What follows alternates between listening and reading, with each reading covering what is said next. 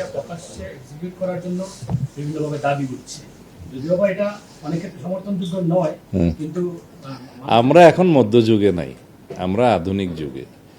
আইন সংস্কারটা একটা চলমান প্রক্রিয়া। সমাজের চাহিদা অনুসারে, সময়ের চাহিদা অনুসারে সকল আইনকে আপ টু ডেট করতে হয় এবং যুগোপযোগী করতে হয়, সেগুলো চলমান প্রক্রিয়া। সেগুলো তো আছেই। বিভিন্ন আইনে অবশ্যই আমাদের কিছু কিছু সংশোধন আনতে হবে, সেটা আমরা দেখব।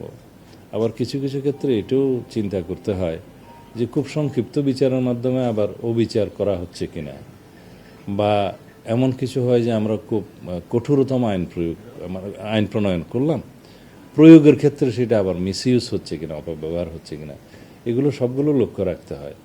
এখন কোনো ঘটনা ঘটলো, সেজন্য একটা চটজলদি করে আইন প্রণয়ন করে ফেলা এবং কোনো আদালত সৃষ্টি করে ফেলা, এগুলো ইমোশনালি করা যায় না। এটা বৃহত্তর ক্যানভাসে দেখতে হয়।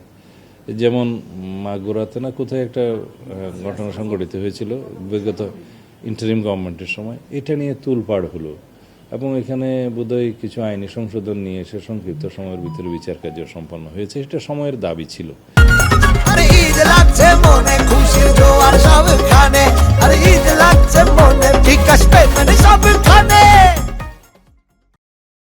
কিন্তু সেটার দীর্ঘমেয়াদে কি হবে না হবে সেই আইনগুলো চিন্তা করতে হয়। শিশু ধর্ষণের ক্ষেত্রে আদালত প্রতিষ্ঠা করা হলো, একটা ট্রাইব্যুনালের করা হলো। দেখা গেল সেই একই এখতিয়ার নারী ও শিশু আদালতে দেওয়ার মতো বিধান করা যায়, আদালতের সংখ্যা বৃদ্ধি না করেও। কারণ এখানে রেভিনিউ এক্সপেন্ডিচারের বিষয় আছে, আদালত সেট আপের করার বিষয় আছে, জনবলের বিষয় আছে। তখন দেখা যাবে যে 64 ডিস্ট্রিক্টে আদালত আমরা করলাম, ট্রাইব্যুনাল করলাম, দেখা যাবে মামলার সংখ্যা কোথাও 2টা, কোথাও 10টা, কোথাও নাই। এগুলো সব বিবেচনায় নিয়ে যেভাবে মানে জননিরাপত্তা নিশ্চিত করা এবং বিচার নিশ্চিত করা সম্ভব, সেভাবে এগুলো আবার করা যায়। কিন্তু ওই সাময়িক সময়ের জন্য জনগণের যে ক্ষোভ, সেটাকে মেটানোর জন্য যদি আমরা সব বিষয়ে দ্রুততম আইন প্রণয়ন করি বা আদালত সৃষ্টি করি, সেই বিষয়টা আমার মনে হয় সকল ক্ষেত্রে সঠিক নয়।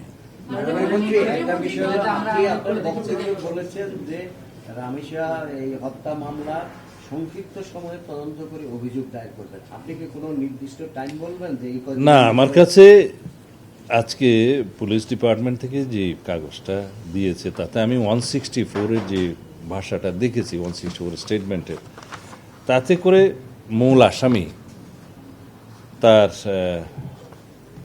যে সহযোগী আসামি তার স্ত্রীকে সহ এখানে যে স্টেটমেন্টটা দিয়েছে, তাতে করে on the basis of this 164 statement এবং আরও সংক্ষিপ্ত তদন্ত যেটা করতে হয় করে চার্জশিট দাখিল করাটা খুব বেশি দিন লাগবে না।